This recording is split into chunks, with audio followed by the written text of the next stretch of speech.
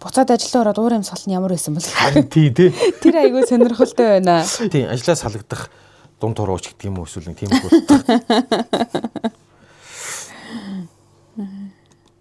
Сайн байцгаана уу? UA Entertainment-ийн 417 нэвтрүүлэг эхлэхэд бэлэн болсон байна.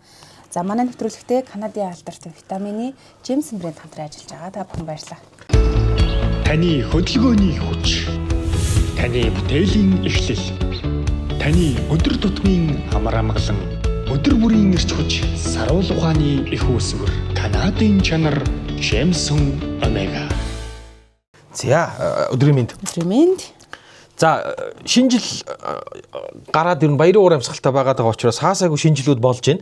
Тийм. Тэгээд ер нь энэ шинэ жилүүд тэмдэглээ тэрнтэй холбоотой ямар хэрэг зөрчил одоо юу гэдгийг тийм маргаан гардаг юм бэ гэдгийг би шүүгцгийн минээс хайж исэн чинь би тэр хоёул ийм шинэ жилтэй холбоотой хэрэг олдсон байлээ. Тэгсэн. За тэгээд өнөөдөр миний сонгосон хэрэг болохоор байгууллагаараа шинжилт хийгээд байгууллагаараа шинжил хийгээд сохтуу бүжгийн талбайгаас авчиад цахирал руугаа дунд хуруу гаргаад тэгээд ажлаасаа халагдсан. Тэгээд ажлаас одоо би ингээд одоо миний энэ цахирал нь ажлаас салгах тушаалаа цахирлын ажлаас салгах тушаалыг би хүлээн зөвшөөрч чадахгүй энэ хуйлбасаа гэж маргаад шүүхэд ингээд нэг тий намайг буцаагаад ажилд маань томилуулж өгөөч дээрээс нь ажилгүй байсан үеийн одоо нөхөө олгорыг маань гаргуулж өгөөч гэдэг ийм иргэний хэмжлэл шүүхт ирсэн юм байлээ. Ийм хэргийн талаар ярина. За минийх болохоор бас шинэ жилтэй холбоотой нэг баяр болж байгаа ч нэг амар учиргүй аллах маллах яриад юу хөө гэж удаад битээр хайрцангуй сүүлийн 2 дугаар дээр бол хайрцангуй тийм гайгүй хэрэгүүдийн талаар ярьж байгаа. Одоо яг шинэ жил болох жоо бид нар шинэ жилийн аяг өргөн дэлгэр тэмдэглэдэг шүү дээ. Тэгээ нэг бодлын энэ маш ийм сургамжтай гэж хэлж болмоор ийм хэрэгүүд байгаа. За миний хэрэг болохоор ингэсэн. 2 залуу шинэ жил дээрээ маргалцсан. За юунаас олж маргалцсан гэдгийгсэн чинь төгс бүсгүй шалгаруулсан юм байна л да. За шинэ жилийн үеэр тиймэрхүү болдог тий. Шинэ жилээр одоо тэр оны хамгийн тийм эмэгтэй хамгийн ийм эрэхтэй гэл ингээд нөгөө шалгаруулдаг шүү дээ. Одоо үчи хаан хатан матан гэж манайхыг шалгарууллаа да. Тэрэн шиг төгс бүсгүй шалгаруулсан юм байна. Тэгсэн чинь шалгаруулсан хүнд нь одоо нөгөө нэг өөр нэг багийн хүн чи багийнхаа үнийг төгс бүсгүйгээр шалгарууллаа гэж уурлаад тэгээд шатан дээрээс түлхсэн чинь нөгөөт нь гимтчихжээ. Тэгээд энэ хоёрын ийм маргаа хоёр эрэгтэй хүн. Тийм үү? Тий, шүүгчээр нь эрэгтэй хүн байсан. Тэгсэн чинь нөгөө ширээнээс босож ирж ингэж маргаан хийсэн хүн нь бас эрэгтэй хүн болж таарсан. Тэгээд нэг төгс бүсгийн төлөө хоёр залуу хоорондоо юу яагаад маргалтаад тэгээд нэг нь шор явсан, нөгөөт нь одоо эрүүл мэндээрээ хохирсон. Ийм хэрэг байна. Тэгээд ер нь шинэ жил хаасайг бол болж байгаа юм чи одоо тэгээд болгоомж юусоо илүүдэхгүй тэгээд нэг иймэрхүү зүйлүүдээс болоод нэг халдсан хойноо маргалтна гэдг нь болоод тэгээд хайрын нэг жилээ одоо ингэ шорон дөнгөрүүлэх болсон юм хэрэг юм байна. За яг юу болсон чи хэлээд ярьчих дөө. Тий. За шүүгдэгчийн биеийн байцаалт гэж байгаа. За шүүгдэгчийн биеийн байцаалтын тухайд бол Монгол улсын иргэн Улаанбаатар хотод төрсөн эрэгтэй дээд боловсралтай механик инженер мэргэжилтэй залуу. Ам бүл дөрвөлээ эхнэр хоёр хүүхдийн хамт оршин суудаг. Гавьяа шагнал байхгүй, яар шийтгэл авч байгаагүй, хэрэг хариуцах чадвартай буюу за одоо хэдүүлээ эрхмээ гэд хэлчихээ л та. Тогтооход амар. За энэ хүн ямар хэрэг холбогдсон гэхээр 2022 оны 12 дугаар сарын 16-нд гэж байгаа. Говьлтай аймгийн Баян өндөр сумын шүрт багийн нутагт үйл ажиллагаа явуулдаг Наран гэдэг төвд эдний ажлынхан шинэ жилээ тэмдэглэж исэн байгаа. За тэгээ тэмцээнээс болоод эмтээ маргалдаж зодоод бидэнд хүндэвтэр гэмтлийг санаатай учруулсан гэмт хэрэгт холбогдсон. За эмийг нь хэдүүлээ бас ойлгомжтой ойлгох үүднээс мөнхөө гэд нэрлэлчихээ л дээ. Одоо энэ дурын нэрнүүд шүү дээ тийм ээ. За тэгээд шүүгдэгч эрхмээгийн шүүхийн хилцүүлэх төгсөн мэдүүлэг нь байгаа юм л та. За юу гэж мэдүүлсэн гэхээр ингэж байгаа. 2022 оны 12 дугаар сарын 16-ны орой Наран төвд манай байгууллагын шинэ жилийн арга хэмжээ болж энэ арга хэмжээнд ширээ бүрээс нэг эмэгтэй гаргаад тэмцээн зохиосон юм аа. За энэ тэмцээнд би шүүгчээр ажилласан. За эрхмээгээ өвчөө. Ингээд манай албанд ажилладаг Дарай гих бүсгүй төгс эмэгтэйгээр шалгарсан.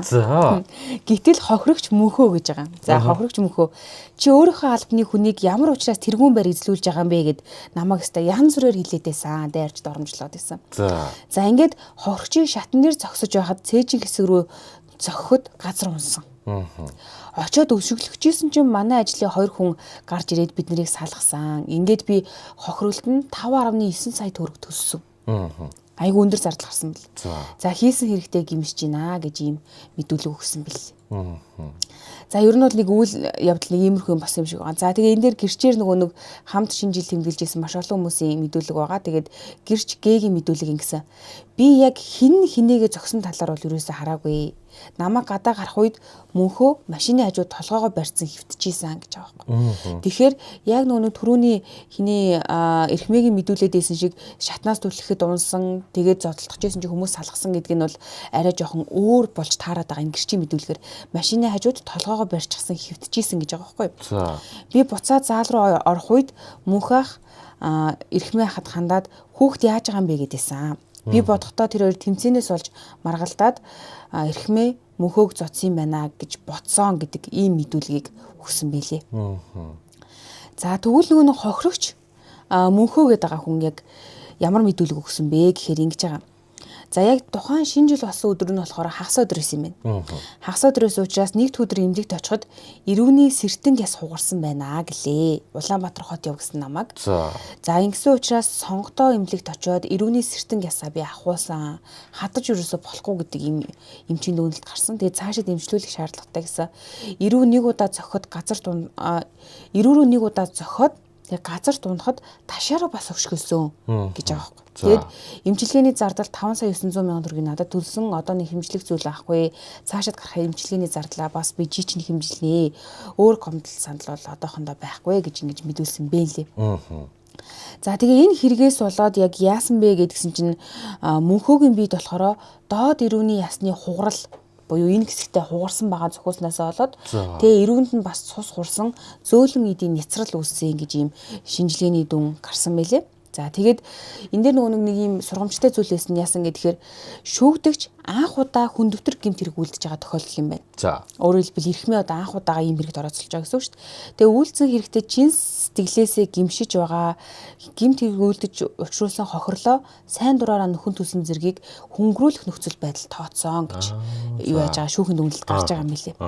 За ингээд шүүхээс яаж тогтоосон гэхээр эрхмээг бусдын бие хүн дэвтэр гэмтлийг санаатай учруулсан гин буруутайд тооцоод тэгээд 1 жилийн хорих ялаар шийтгсэн мэлээ. Тэгээд 1 жилийн хорих ялаа жирийн дэглэмтэй хорих ангид идэлүүлсүүгээд тэгээд цаашаад гарах хэмжлэгээний зардлыг бас төлүүлнэ гэд ийм харамсалтай хэрэг болсон байна. Тэгэхээр энэ бол зүгээр шинэ жил дээр шинэ жил тэмдэглэж байгаад хоорондоо тэг жоохон халдсан байсан хүмүүс хоорондоо маргалдсан. За тэгээд маргалдах шалтгаан нь бол төгс эмгтэйгээс болсон. Тий. Хүлээн зөвшөөрөхгүй байгаа юм биш үү? Тэр шүүгчийн шийдвэрийг. Тий, шүүгч тэр мөнхөөгээд байгаа залуугийн шийдвэрийг л ерөөсө хүлээн зөвшөөрөхгүй байгаа байхгүй чи өөрийнхөө ширээнд өөрийнхөө танил эмгтэйг төгс бүсгүйгээр шалгарууллаа гэдгээс л маргаан болж эхэлсэн байгаа. Тэгээд энэ маргаанаас болоод нэг нь одоо 1 жил хоригдохоор болчлоо. Нөгөөх нь эрүүл мэндээрээ хохирчлаа гэхэлэр бас нэг юм бид нар шинэ жил тэмдэглэж явах та, ер нь тэнд байж явах та бодууштай л хэрэг санагдсан.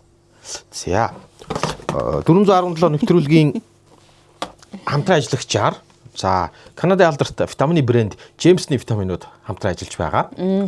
Тэгэлгүй яах вэ? За Джеймсний витаминууд гэр бүлийн гишүүн бүрт зориулсан гэдэг. Энэ юу гэсэн үг юм гэхээр өчнөө олон төрлийн 100 гаруй төрлийн витаминуудыг үйлдвэрлэгээ Джеймсийн брэнд. За өөрөө болохоор 104 жилийн түүхтэй юм Канадын алдартай витамины брэнд байгаа. За тэгээ Монголд оруулж ирж байгаа компани болохоор Монгол Эмийн Бис концерн буюу одоо бид нар City Farm гэдэг эмийн сангуудаар нь маш сайн мэддэг. Тэгээ Монгол Эмийн Бис концерн чинь өөрөө Монголын хамгийн анхны ууган эмийн үйлдвэр гэж байна. Ямар гоё нэрт юм бэ? Перинаталыг би уусаар агаад уусгаж байгаа шүү дээ. Тийм үү? Баялаар ашиглаж юм биш үү? Энэ перинатал чинь нөгөө жирэмсэн. Тий, жирэмсэн болохоор төлөвлөж байгаа. Тэгээ жирэмсний эхний сартай жирэмсэн ээжүүдэд уух зориулттай. За тэгээд энэ перинатал одоо жишээлбэл яаж юм гэхээр угаасаа л нөгөө жирэмсний эхний сарууд чинь фоли хүчил уу гэж айгүй хэлдэг. Уургийн гажигаас сэргийлдэг. Фоли хүчлийн агуулмж өндөр, дээрэс нь төмөртэй. За тэгээ өөр юу байна гэд би бас шалгаж үзсэн. Тэгсэн чинь энэ дээр ингээд агуулгадж байгаа маш олон төрлийн витаминууд байгаа байхгүй юу? Б-ийн төрлийн маш олон витамин байна, С байна, Д, Е, К байна. За тэгээ фолийн хүчил нь 1000 микрограмм гэд. Ер нь бол жирэмсэн ээжүүдийг 2000 микрограммыг хүртэл авах боломжтой гэж үздэг. Гэхдээ эмчнэр бол 800 зөвлөд юм билий. Ер нь өдөрт нэг 800 микрограммыг аваад байгаараа гэд. Гэтэл энэ болохоор 1000 микрограмм учраас таны фолийн хүчлийн хэрэгцээг бол хангалттай одоо юу ачнаа хүчнөөл гэсэн үг юм билий. Тэгээд энэ идэхэд айгүй амар нэг юм зачилдаг хэлбэр юм. Тийм шиг тийм ингээд тийм амар. Тийм байлаа уухад гоё болт. За тэг олон янзын витамин байд юм байна. Бид нар бол ганцхан л нэг юм омега 3 ч гэдэг юм уу энэ БЦД гэд байсан чинь өсвөр гулдаг витамин байдаг. Энэ нүүрэнд батг гарахаар витаминуудын ингээд тэр ирчүүдийн тестостероныг бүр нэмэгдүүлдэг витамин хүртэл байдаг. Тийм. Ирчүүдийн тэр нөгөө төрөө булчирхаан өрөвслөө сэргийлдэг витамин хүртэл байна. Эдгээр чинь бүгдээр урган мөлийн гаралтай. Одоо жишээлбэл тэр юунаас сэргийлдэг нь энэ багхгүй юу? Өрөвслөө сэргийлдэг нь. Тэг манайхан бас угаад дуусчих. Энэ аргиул ууж дуусгасан байна. Энэ магнын бүр яг нөгөө нэг эрзэн жих шиг аюу гоё юм лээ. Бид тэр бөөндөө угаад дуусгасан шүү дээ. За ингээд нэвтрүүлгийн хамтран ажиллагчаар Канадын алдарт витамины брэнд James-ний витаминууд хамтран ажиллаж байгаа. Баярлалаа. За. Таны хөдөлгөөний хүч. Таны бүтээлийн эхлэл. Таны өдөр тутмын амар амгалан өдөр бүрийн эрч хүч саруул ухааны их үүсвэр Канадын чанар Jameson Omega. Шинэ жил болж байгаа учраас шинэ жилийн үеэр гардаг ийм хэргийг гэхдээ хүнд бол биш тийм ийм хэргийг ярьж байгаа би тэр. Тэгээд шүүх цэгийн дээр нэг ийм хэрэг гарчээ. Шүүх цэгийн дээр байсан. За энэ хэрэг болохоор нэгэн аймгийн төвд болсон. Энэ хэрэг болохоор за ингэж байгаа нэхэмжлэгч нь болохоор ис гэдэг багш. Юуны мэрэгжлийн сургалт үйлдвэрлэлийн төв буюу хуучин бид нар бол Темс гэдэг байсан. Одоо Мисүт. За ийм Мисүтийн багш үе юм байна. Тэгсэн энэ багш юу яцсан шүүхэд нэхэмжил гаргахтаа болохоор намайг ингээд хууль бусаар ажлаас халдсан. Тэгэхээр ингээд би ажилдаа буцааж томилогдмоор байна. Ажилгүй байх хугацааны нөхөн төлбөрөө би ингээд байгууллагаасаа гаргуулж авмаар байна гэж шүүхэд хандсан юм байна. За тэгээ шүүхэд хандахдаа болохоор ингэсэн.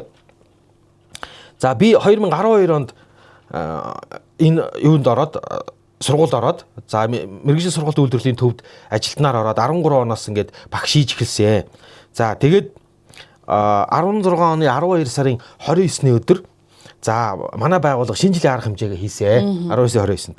За тухайн баяр дээр намайг энэ нөгөө ажлаас халагдсан гэдэг эс гэдэг хүн намайг маргаан үсгсэн, ёс зүйгүй аашилсан буюу багш хүний ёс зүйн хэм хэмжээ зөрчсөн, ноцтой зөрчил гаргасан гэж ийм үндслээр он гараад ингээд намайг ажлаас халдсан. За би энэ тушаалын үндслийг өнөө хүлээн зөвшөөрөхгүй байна. За нэгдүгээрт шинэ жилийн баярын үеэр маргаан гарах болсон гол шалтгаан нь энэ гэдэг одоо багш намайг ширээндээ сууж явахад хоёлаа одоо бид хоёр маргалтаад тэгээ учраа олъё гээд шууд ингээд нөгөө миний хацар руу түрүүлээд алгадцсан. За шинэ жилийн үеэр. За тэгээд энэ багштай хувцсэл хөрөөнд бид хоёр муудалцаад тэгээ ингээд хувцсэл хөрөөнд муудалцаад тэгээд тухайн үед энэ багш одоо юу гэдгийг намайг чамаас болж ингээд нэг шинэ жил манай байгууллагын шинэ жил юу байлаа зогслоо. Шинэ жилийн арга хэмжээг чи боснууллаа гэд тэгээд би одоо юу гэдгийг гидзрүүн өшөглөөд бид хоёр ингээд үстэлцээд ингээд зодолцоо. За миний хажууд бол бас нэг багш байсан. Тэгээд шинэ жилийн арга хэмжээ дуусаад буюу 2016 оны 12 сарын 29-нд шинжилгээ хийгээд 5 хоногийн дараа буюу 17 оны 1 сарын 4-ний өдөр сургууль дээрээ ирсэн. За сургууль дээрээ ирсэн чинь нөгөө надтай муудалцаад исэн энэ гэдэг багш бол зүгээр л байсан. Бид хоёр зүгээр ингээд юу ч болоогүй шиг ингээд яриад байсан. Тэгсэн удалгүй сургуулийн багш нар юу яаж нөгөө ингээд хурал зарлаад тэгээ хурал дээр очисон чинь надад хэлэхгүйгээр сургуулийн багш нар бүр ингээ энэ хүнтэй ийм ёс зүйгүй хүнтэй хамтарч ажиллаж болохгүй ажилмааргүй байна гэд багш нар өөрсдөө ингээд санал гаргаад энэ хүнийг ажлаас халж өгөөч гэж өдөртөх зөвлөл ёс зүй хороондоо намайг өгсөн байсан.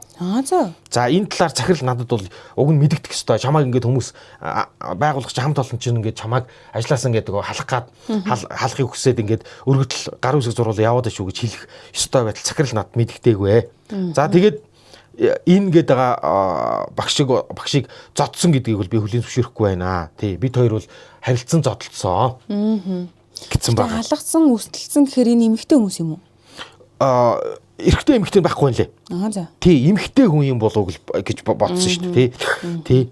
Тэгсэн манай сургуулийн нягтлан надтай ингээд уулна бид хоёр найзууд юм аа. Тэгсэн чинь манай сургуулийн нягтлан хүртэл ингээд тэр багш нар бөөнөрөө загнаж агаад тий ингээд гар үсэг зурулсан. Энэ үнтэй хамт ажилламаарг байна. Ажлаас тий ингээд ингээд манай найзаа хүртэл хүчээр зурулсан. За ингээд 1-р сарын 6-ны өдөр хурал болоод тэгээ хурал дээр намайг ажлаас салах зорилготой ийм хурал байсан. Тэгээ энэ дэрийг би мдээгүй хурал эхэлсэн чил хүмүүс ерөөсө шууд хамгийн эхлээл за энэ багшийг ажлаас салъя. Тэ ингээд шинэ жилийн үеэр ийм зохимжгүй авир гаргасан багш хүний ёс зүйн ийм хэмжээг зөрчсөн гэж байна. Тий. Тэгээд ингээд ер нь бол юу яасан? Би болохоо тухайн багш ажилчдын хурал дээр нөгөө муудалцаад исэн хүнээсээ уучлалт гуйсан. Тий. Тэгэхээр хамт олноосоо бас уучлаарай. Тий ингээд ийм эвгүй юм болчлоо. Намайг уучлаарай гэдээ уучлалт гуйсан. Тэгсэн чинь энэ гээд байгаа багш болохоор чи ажлаас гарах өргөдлөө өөрөө бичээ. Тий өөрөө биччих. Тэгээ заавал ингээ халагдчих чагаар чи өөрөө бичих. Тэгвэл би бол ингээ ийм ярихгүй. Тий гисээ гэж байгаа. Тэгээд би яхаараа өөрөө ингээ ажлаас халагдах өргөдлөө бичдэм бэ гэсэн. Тэгсэн чинь захирал болохоор за байгуулга энэ хамт олонд намайг байхгүйгээр та нар тэр хүнийгээ ингээ тайвшруулж агаад өөрөө ингээ би ажлаасаа халагдъя гэдэг ийм халагдах өргөдлийг нь бичүүлээ дээрээ.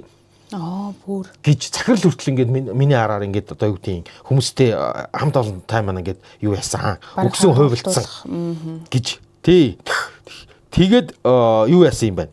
За тэгээд нөгөө нэг муудалцсан гэдэг энэ гэдэг байгаа багштай энэ хоёр ер нь угаасаа л таарамжгүй байдаг байсан юм байна.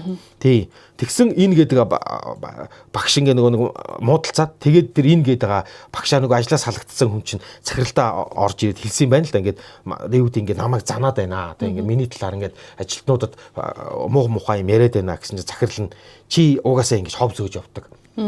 Тий. Би ч гэсэн чамтай хамт ажилламааргүй байна. Чи угаасаа ингэж хов зөөж явдаг. Уул нь бол чи ингээ өөрөө өргөдлөө өгсөн бол чамд амар байсан. За ер нь угаасаа би чамайг халлаа.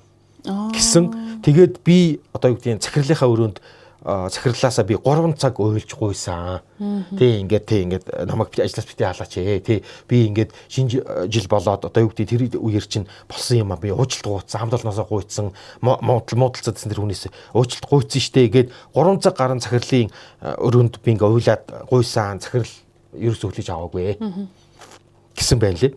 Тий тэгээд одоо гэдэг захирал одоо гэдэг ингээд арга хэмжээ намайг ажлаас халах тушаалаа бол 1 сарын 13-ны өдөр гаргацсан. Тэгээ би гардаж авсан. Баярын арга хэмжээний үеэр юу яасан гэж байгаа. Захирал руугаа ингээд дунд руугаа гоцойлгоцсон юм байна л энэ хүн. Одоо ингээд өөрөө тий бүжгийн талбай дээр бүжгэлж ягаад захирал руугаа явж дунд руугаа гоцойлгоцсон гинэ. Хүүдий. Тэгэж одоо гэдэг тэгэж ярьсан байгаа. Дунд руугаа гоцойлгосоо. Тэгсэн чинь өөрөө энэ ажлаас халагдсан хүн болохоор ингэсэн байгаа. Юу яасан? Би ингээд нөгөө бүжгэлж ягаад тэг ингээд эргээд харсан чинь надтай нөгөө муудалцаад исэн энэ гэдэг багш. Тэг энэ гэдэг багш захирлын хажууд очиж суудсан байсан. Тэгээд нөгөө ингээд миний талаар захирал муу мухай юм ярьж байгаа юм байна гэж бодоод би захирал руу биш хамт сууж ийсэн тэр нөгөө муудалцаа таардгүй хүн рүүгээ авчиад дунд дуруу гаргацсан. Тэгсэн чи яг ингээд захирал өөдөөс харцсан хараад байж исэн. Тэгээ би уулна. Тэгээ дараа нь би захиралд хэлсэн. Захирлаа би тань руу дунд руугаа гаргаагүй. Таны хажууд миний муудалцаад ярил одоо юу гэдэг хэрэлдээд исэн энэ гэдэг багш сууж исэн. Би тэр лүү гаргасан. Захирал уулна намайг энийг ингээд хэлээд ойлгосоо. гэж байгаа байхгүй. Тий, тэгээс би захирал удирдах ажилтнууд руу гаргаагүй. Тэгээ захиралтаа ингээд ойлголцсон ингээд. Тэгээд ер нь бол намайг зүгээр л ийм шинэ жил дээр ингэж зөрчил гаргалаа гэд одоо хүнтэй муудалцлаа гэд тэгээд ажлаас салчлаа. Би энийг төлөвлөж зөвшөөрөхгүй байна. Яагаад гэвэл юу тэр нэг шинэ жилийн арга хэмжээ бол ажлын бос цагаар болсон. Би ажлын байран дээр байгаагүй. Тий. Дээрэс нь одоо юу гэдэг тэр нэг муудалцаж зодтолсон хамт олонны уур амьсгал эвдсэн гэдэг дээр бол би энийг бол нэг тийм юу байхгүй байгаа. Хүлийн зөвшөөрж байгаа. Уучлаарай миний буруу гэдгээ гуйдсан. Гэхдээ ажлаас халагдах хэмжээний ийм зөрчил гэж бол би бодохгүй байна. Тэгээд намайг одоо юу гэдгийг ажлаас хууль бусаар халсан намайг буцааж ажилт минь томилуулж өгөөч. Тэгээд ажилгүй байсан хугацааны сая 775,796 төгрөгийг байгууллагаас гаргуулж өгөөч гэсэн юм байлээ. За. Тий. Тэгээ юу ийцэн маа. Тэгсэн нөгөө нэг яг тэр нөгөө нэг юу болохоор гэрч болохоор ингэсэн байна. 12 сарын 29-ний өдөр за манай байгууллагын зүгээс багш эсэд ёс зүйн хариуцлага тооцсоо. хэсэг багш нар байгууллагын шинжилгээ арга хэмжээг үгүйсгэсэн байдалтай тухайн баярын арга хэмжээнд оролцсон гэж байгаа. Анханасаа одоо энэ ажлаас халагдсан энэ хүний тухай яриад байгаа хгүй. Хөндлөнгийн хамт ажиллаж исэн гэрчив гэдэг байгаа үнэн. Анханасаа шинжил болоход л энэ эс гэдэг байгаа багш чи өөрөө айгу дургу байсан. Би ийм шинжилд ормооргүй байна. Шалгах чи ийм хийх гэж айгу дургу ууртай байсан. За тэгээд юу яасан? Тухайн арга хэмжээ манай сургуулийн түүхэнд ер нь урд хожид болж байгаагүй сайхан арга хэмжээ болсон. Уулна гэж гэрч хөндлөгийн гэрч хүн юу яаж хэлж байгаа. Тэгсэн нээлтийн арга хэмжээ эхлэхэд эс гэдэг одоо ажлаас халагдсан байгаа энэ хүн болохоор за комиссийн шинжил зохион байгуулалт комиссийн гишүүн арга зүйч Г гэдэг тэр хүн очиж энэ эс гэдэг хүн дээр очиж шаардлага тавьсан юм байна. Чи ингээд шинжил болж байхад яагаад ингээд одоо юу гэдгийг яргунаад байгаа юм бэ? Ер нь яагаад ингээд эсэргүүцээд байгаа юм бэ? Тий зүгээр аваач гэж шаардлага тавьсан. Иннээс болоод энэ хоёр муудалцсан. Гэж байна лээ. За тэгэнгუთ эс гэдэг багш бүжгийн талбайд гараад захирал болон удирдах ажилтнуудын сууж исэн ширээ рүү дунд турууга гозойлгоод эротик бүжиг бүжиглээд байсан. Эгүүдээ гэсэн байгаа. Тэгээд захирлын нарийн бичиг эмэгтэйг чи бол захирлуудын дэвсгэрээ чи юм уу ста цагаан хорхотой үхэн гэж доромжилсан. Энэ бол ерөөсөө энэ эсгээд байгаа ажлаас салгах зүйний тухай ярьдаг.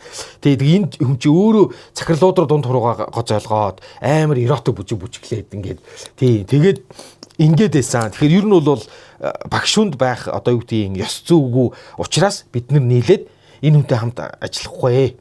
Энэ хүнийг ажлаас салж өгөөч гэж захирал өргөдөл гаргасан. Хүсэл гаргасан. Нилээ муудсан байсан юм бах та. Хэмэтгүй гэсэн байна лээ. Ийм юм байна лээ. Тэгээд захирал нь бол ажлаас салгах тушаалыг бол гаргах. За хамт олонны уур амьсгал, байгууллагын нэр хүндийг унагсан, хамт олонны уур амьсгалыг одоо юу гэдэг боснуулсан. За тэгээд багш хүний ингэ нэг ёс зүй хариуцлага хүлээж чадаагүй гэдэг ийм шалтгааны үднэс ажлаас салгах тушаал гаргасан гэж тайлбарласан юм байна. Шүүх болохоор ингэсэн. За нэхэмжлэгч гэдэг энэ ажлаас халагдсан эс гэдэг багшийн нэхэмжлийг нь юу агаад хүлээн зөвшөөрөөд за энэ хүний шинэ жилийн үеэр гаргасан тэр муудалцаад шинэ жилийн үеэр муудалцаж гаргасан тэр зодоон гэдэг юм уу хүмүүсийг үгэлээр доромжилсан захирал руугаа дунд туруугаа гаргасан нь бол энэ хүнийг ажлаас халах хэмжээний зөрчил биш ээ. Тийм учраас хөдөлмөрийн хуулийн дагуу ажлаас халаагүй байна. Энэ хүнийг буцаагаад ажилд нь ав гэдэг шүүх шийдвэр гаргасан. За ажилгүй байх хугацааны буюу 3 сар ажилгүй байх хугацааных нь нийгмийн даатгал, эрүүл мэндийн даатгалыг нөхөж төл тэгээд нөхөж ингэж буцааж бичүүлээ. Ажилтаа байсан юм шиг ингээд 3 сараар нь нөхөж төлүүлээ. За тэгээд тэр нэг ажилгүй байх үеийн нөхөө олгоор буюу сая 775,796 төгрөгийг нь энэ байгууллага нь өөрөө гарга. Гаргууч. Ингээд буцаагаад ажилт нь ав. Ажилгүй байх үеийнх нь санхүүгийн одоо гэдэг өөрөөс нь гарсан тэр нэг ажилтаа хэрвээ би ажиллаа хийжсэн бол ийм орлого олох байсан гэд тэрийг нь нөхөж олго. Тэгээд эрүүл мэндийн даатгал, нийгмийн даатгалыг нь буцааж төлөө. Гисэн ийм шүүх бол ийм шийдвэр гаргасан. Тэгээд ер нь бол багшийн ёс зүй, байгууллагын дотоод журмыг зөрчөөд шууд ингээд нэг ажлаас халтсан энэ захирлын тушаал бол хөдөлмөрийн хуульд бол нийцэхгүй юм байна. Буцаагаад ажилд нав. Ингэж шүүх шийдсэн байт юм байлээ. Тэгээд энэ хүн чинь буцаагаад ингээд нөгөө ажилдаа шүүхийн шийдвэрээр буцаагаад ажилдаа томилуулаад ажилгүй байх үеийнхэн нөхөн төлбөрийг аваад нийгмийн даатгал, эрүүл мэндийн даатгалаа нөхөж төлүүлээд ингээд хохирлгүй болж байгаа. Тэгээ өөрийнх нь талд хэмжлэгийг нь шүүх бүрэн дэмжиж юу хийсэн юм бэл. Ийм шийдвэр гаргасан байт юм. Буцаад ажилдаа ороод уур амьсгал нь ямар байсан бол. Харин тий. Тэр айгүй сонирхолтой байна. Яа, тэгээ ингээд нөгөө захирал руу дунд турууга гаргачаад тэгээ эротик бүжиглээд байсан. Харин тий, инхээр яг эмэгтэй л хүн юм шиг байна л та. Харин тийм. Тэгээд ирчүү зодтолтохтой бол үстэлцгүй нь ойлгомжтой байлгүй дээ тий. Нэг хоёр эмэгтэй хүн л бие биендээ дургу байж байгаа л тэгэл нэг нь жоохон согтонгуутаал нилийн сонио үйл гаргацсан юм шиг байна. Тэгээд яалтчгүй шинэ жилийн баяр наадмуудыг тэмдэглэхдээ иймэрхүү үйл явдлууд бол болтгол юм шиг байгаа. Нилээ олон кейсбисээ уншиж харж агаад тэгээд энэ ундаасаа нэг сонгоод ярьлаа. Тийм тэгээд байгууллагын шинэ жил дээр ингэж боснуулсан гэдэг энэ бол одоо сахилгын шийтгэл байж болно. Ажлаас халагдах хэмжээний хөдөлмөрийн ийм шийтгэл рүү орохгүй байдаг чинь ер нь бол ядаж л одоо эхлээд сануулгах хэрэгтэй. Ам сануулга, бичгийн сануулга, тий салингийн хувь ийм байхгүй. Шууд ингээд ажлаас алдчих чинь бас буруу байд юм байна. Тий. За. За энэ түрээд манай өнөөдрийн 417 нэвтрүүлэг өндөрлөж байна. Нэвтрүүлэгтээ Канадын алдартай витамины Jameson брэнд хамтран ажилласан. Баярлалаа. Дараагийн дугаараараа эргээд уулзцгаая. За баярлалаа. Шинэ оноо сайхан ухтаараа шинэ оны мэнд. Шинэ оны мэнд 2026 онд уулзъя. Таны хөдөлгөөний хүч. Таны бүтээлийн эхлэл. Таны өдөр тутмын амар амгалан өдөр бүрийн эрч хүч саруул ухааны их үүсвэр Канадын чанар Jameson Omega